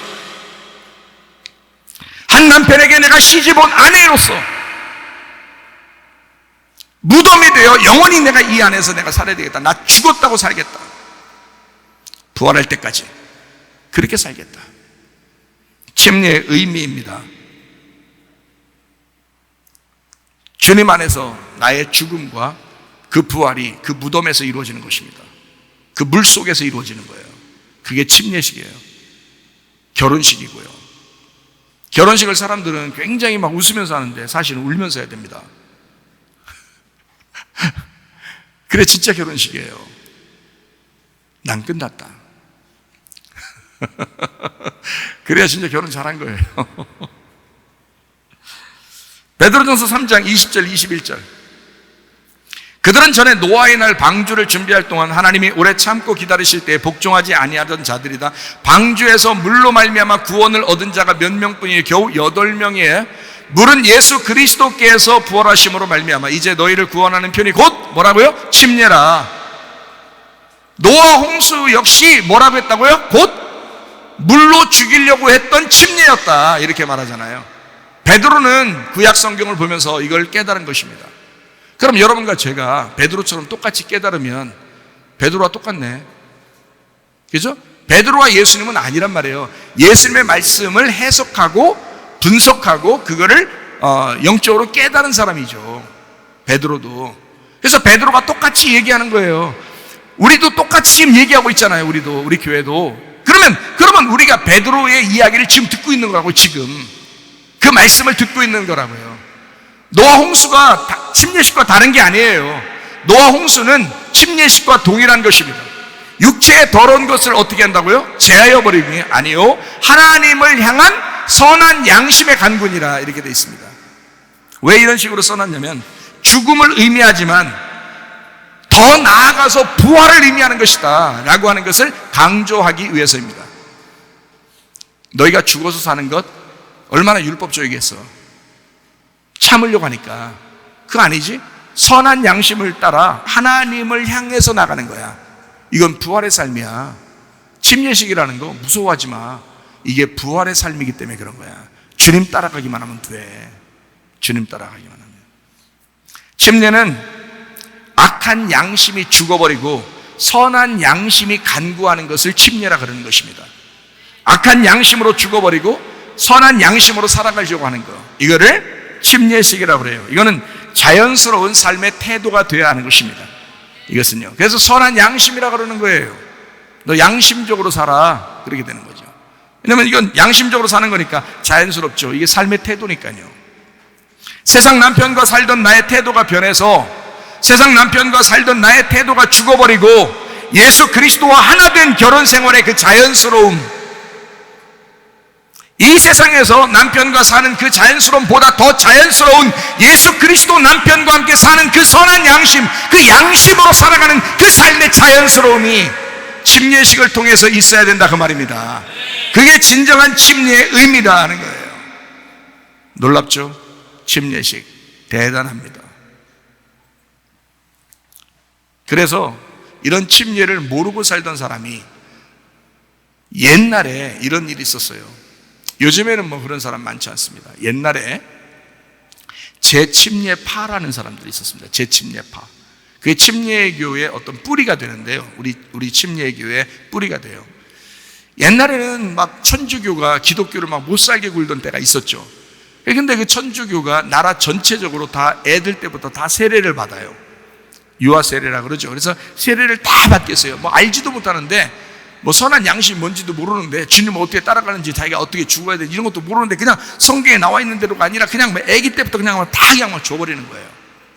너희는 천주교인이다 이렇게 하려고 그걸 다 나라적으로 이걸 이제 통치하려고 다 줘버렸거든요. 아기 때부터. 그걸 이제 유아 세례라 그러거든요. 그걸 지금도 이제 따라서 이제 하는 이제 교단들도 꽤 있죠. 그건 이제 뭐 부모의 어떤 믿음이니까 아이를 하나님 앞에 바친다는 어떤 의미니까 뭐 좋다 해요. 뭐 그렇게 뭐 어떤 의식으로 교회의 어떤 행사로 그렇게 할 수도 있어요. 뭐 나쁘다고 얘기하는 건 아닙니다. 근데 옛날엔 천주교가 그런 일을 했어요. 그러니까 그게 이제 진짜가 아니라는 걸 깨달았어요. 믿음으로 사는 사람들이 이제 그 진짜가 아니라는 것을 깨닫고 이 사람들이 아니다. 우리가 뭔가 착각하고 세례식을 하고 사람들 그 천주교에서 주는 그 세례를 무조건 받았다. 우리 믿음으로 받은 게 아니었다. 그래서 이 사람들이 모여서 믿음으로 형성된 교회가 생겼는데 그 사람들이 재침례파, 다시 침례를 받자 우리가. 다시 침례를 받자 해서 재침례 교도, 그래서 아나바프티스트라고 합니다. 아나바프티스트. 바프티스트를 다시 하자, 아나하자, 다시 하자. 그래서 거듭 태어난 것처럼 거듭 결혼하듯이 거듭 침례를 하자. 그래서 우리는 세례를 받았던 사람들이 모여서 다시 침례를 받으면서 우리가 진정한 믿음의 결심을 하자 한 사람들이 있었는데 그게 바로 아나바프티스트입니다. 이게 침례교회 역사의 뿌리입니다. 침례교회. 그래서 침례교회 원래 교리가요, 죽으나 사나 침례를 주는 것입니다. 그래서 그런 거예요. 뭐 이렇게 다른 사람들하고 다투려고 침례를 주는 게 아니고 이런 뿌리가 있기 때문에 그렇습니다. 그렇게 침례를 다시 주는 사람들을 천주교 교황이 명령해서 그 사람들 다시 침례 주는 사람들만 잡아다가 다 죽였습니다. 그때 순교한 숫자가 어마어마합니다. 그래서 침례교는 순교의 바탕을 둔 믿음, 다시 침례를 받는다고 순교를 당한 그 피의 그 기초 위에 세워진 것이 우리 침례교회예요. 그래서 굉장히 자부심이 있죠. 침례교회는 그런 자부심을 가지고 침례교회를 하고 있습니다. 사람들이요. 침례교 목사님들한테 물어보시면 압니다. 그래서 아나바프티스트라고 그래요. 다시 침례받는 사람들, 거듭 침례라고 그래요. 재침례라고 합니다. 진짜 마음으로 침례받는, 하늘에서 침례받는, 그러니까 땅의 침례가 아니라 하늘의 침례를 받는 자들, 아나바프티스트, 이렇게 그들을 불렀습니다. 그 당시에는 그들을 이제 핍박하기 위해서 다른 언어로 이제 저 재침례 교도들이야 하면서 잡아다 죽였습니다. 그렇지만 실제로 나중에 후대의 사람들이 그걸 연구해 보니까 그 재침례 교도들만큼 믿음이 확실한 사람들이 없었다라고 이제 밝혀진 거죠. 침례라 세례의 의미를 알지 못하고 의식을 행한 사람들은 재침례파가 되어야 마땅한 것입니다. 날마다 결혼식 때의 결심과 그 약속으로 살아가야 하듯이 침례식이라고 하는 것은 그 결심이에요. 마음으로, 믿음으로 하나님 앞에 결심하는 것입니다. 침례식도, 할례도, 결혼식도 딱 한 번만 합니다. 이 세상에서요. 침례를 받은 사람이, 할례를 받은 사람이, 결혼한 사람이 계속 그때를 기억해서 살아가는 거, 이게 중요한 거죠. 한 번 결혼했으면 그 결혼식을 늘 생각하며 사는 사람과 그걸 잊어버리고 사는 사람은 다르겠죠. 침례식을 한 번 하지만 그 침례식을 통하여 내 삶이 바뀌어야 되는 거죠. 자기의 삶이 침례의 삶을 살아야 되죠. 그게 성경에 뭐라고 나왔어요? 너의 육체를 끊어버리고 너의 육체적으로 죽어버리고 이 땅의 호흡은 멸절되고 하나님의 호흡으로 호흡하고 선한 양심을 따라 하나님을 따라가는 자가 되어야 된다 하는 게 침례인 것입니다. 그렇게 살아가 달라고 침례식을 하는 것입니다. 마음속으로 의미를 정확하게 아시기를 바랍니다. 우리의 생일날은 주의 만찬과 같다고 그랬어요. 그 주의 만찬은 세례식이나 침례식, 할례식과 같습니다. 그것은 다시 결혼식과 같고 그건 의식입니다. 한번 의식을 치렀다고 해서 진정한 결혼과 침례라는 것은 아닙니다. 그건 중요하지 않습니다. 거듭나야 된다. 다시 말하면 하늘로 다시 태어나야 된다. 육체의 씻음이 있어야 된다. 마음의 죽음이 있어야 된다. 마음의 할례가 있어야 된다. 마음의 하나됨, 그 주님과 연합됨이 있어야 된다. 마음으로 그 영혼이 구원받는 것이 중요하다. 그래서 마음으로 할례를 받고 마음으로 결혼하고 마음으로 침례받는 것이 훨씬 더 중요합니다. 그러므로 결심하셔야 된다. 그럼 어떻게 해? 옛날에 받았는데 지금 어떻게 해야 돼? 성경은 이렇게 가르치고 있어요. 너희의 한 번이 영원히 계속되어지길 원한다라고 말씀하죠. 그러므로 우리는 날마다 주의 만찬을 하듯이 살아가야 된다 이 말이죠. 날마다 내가 왜 어떻게 태어났는지, 내가 어디로 가는지, 내가 지금 왜 살고 있는지를 날마다 점검해 보면서 우리 부모가 나를 태어나게 한 이유가 뭔가, 나는 무슨 목적으로 살아가야 되나 라고 생각해 보는 거죠. 그게 주의 만찬이죠. 예수님께서 피를 흘려가면서 나를 태어나게 한 것은 어떤 목적이 있을 거야. 내가 태어난 이유가 있을 거야. 그것을 날마다 기억하는 날이 생일날이에요. 그거를 생일날이라. 날마다 주의 만찬을 통해서 날마다 나는 다시 태어나는 것을 기억하는 것입니다. 다시 태어난다고 그러면 거듭 태어나는 것이니까 이것을 침례식이라고 그러죠. 그래서 날마다 침례식과 같은 생활을 해야 된다. 날마다 할례식 하듯이 내가 날마다 육체를 끊어내는 생각을 하면서 살아가야 된다. 그것이 날마다 나의 생일이 될 것이니까. 날마다 결혼하는 것이다. 내가 결혼한 그 예수님과 함께 날마다 결혼하는 마음을 가지고 생활하는 것이다. 날마다 육신을 끊어서 내가 생활하는 것이다. 내가 육신을 끊고 마음으로 하나님 앞에 사는 것이 중요한 것이구나 라는 것을 날마다 생각하고 사는 것이다. 그런 여러분과 저는 침례식이 꼭 필요하죠. 결혼식이 꼭 필요하듯이 침례식이 꼭 필요하죠. 왜냐하면 그날 결심하는 날이니까, 그날 결단하는 날이니까, 서약하는 날이니까, 거룩한 서약을 하는 날이니까, 그게 침례식이니까 내가 영원히 변함없이 한 번도 내가 믿음을 떨어뜨리지 아니하고 끝까지 주님과 그 약속을 지킬 수 있겠나, 그 결단하는 날이니까, 그날이 내 육신대로 살지 아니하고 내가 영적으로 사는, 그렇게 결심하는 날이니까 굉장히 중요한 거죠. 고린도전서 15장 31절 읽고 마치도록 하겠습니다. 형제들아, 내가 그리스도 예수 우리 주 안에서 가진 바 너희에 대한 나의 자랑을 두고 단언하느니 나는 날마다 죽노라, 날마다 침례하노라, 날마다 육신을 끊어내노라. 내가 날마다 영적으로 살아가노라. 나는 선한 양심을 따라 날마다 침례 안에서 살아가노라. 여러분의 믿음이 되시기를 바랍니다. 찬양합니다.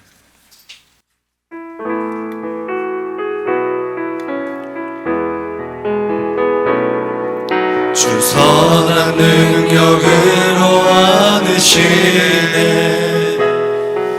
그 크신 팔로 날 붙드시네.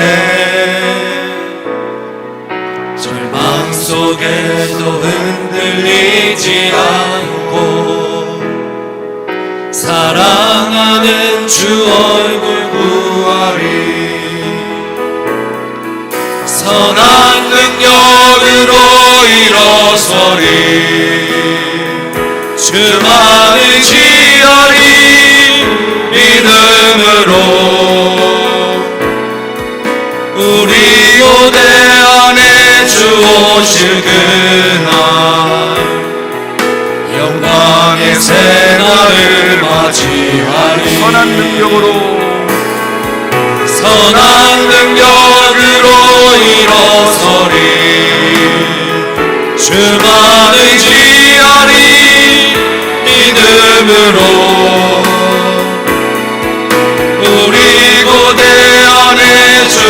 오실 그날 영광의 새날을 맞이하리. 우리 한번 기도하겠습니다. 나는 진정으로 침례받고 사는 사람인가? 나는 주님과 결혼한 사실이 있는가?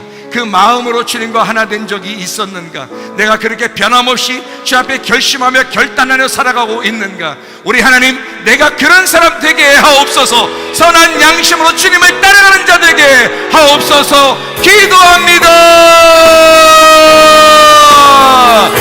우리 하나님 아버지여, 사랑과 은혜를 감사를 드립니다. 하나님 아버지여, 선한 양심으로 주님을 따라가며 주님 살아가게 하옵소서. 아버지 하나님이여, 주여 나의 육체는 끊어버리고 나는 죽고 예수 그리스도로 살아가게 하옵소서. 진정으로 우리가 하나님 아버지 주님 안에서 부활하여 살아가고 있는가? 주님과 결혼하여 살아가고 있는가? 주님과 연합하여 하나됨으로 살아가고 있는가? 우리하여 주님 뜻대로 살다 주님 만나게 하옵소서. 다같이 찬양합니다. 능력으로 일어서리 의지하리 믿음으로 우리 고대 안에 주 오실 그날 영광의 새날을 맞이하리. 주님께서 너를 복주시고 너를 지키시기를 원하며, 주님께서 그분의 얼굴을 내게로 향하여서 내게 은혜 베푸시기를 원하고, 주님께서 그분의 얼굴을 내게로 향하여서 내게 평강 주시기를 원하노라. 이제는 우리 주 예수 그리스도의 은혜와 하나님의 사랑과 성령의 교통하심이 교회와 가정에 영원토록 함께할지어다. 아멘. 주여 감사합니다. 우리 하나님 아버지 인도하시고 사랑하심을 믿습니다. 주와 같이 길 기도받기를 원하시 앞에 나오셔서 기도 받으시기를 바랍니다. 걸어가신 발자취를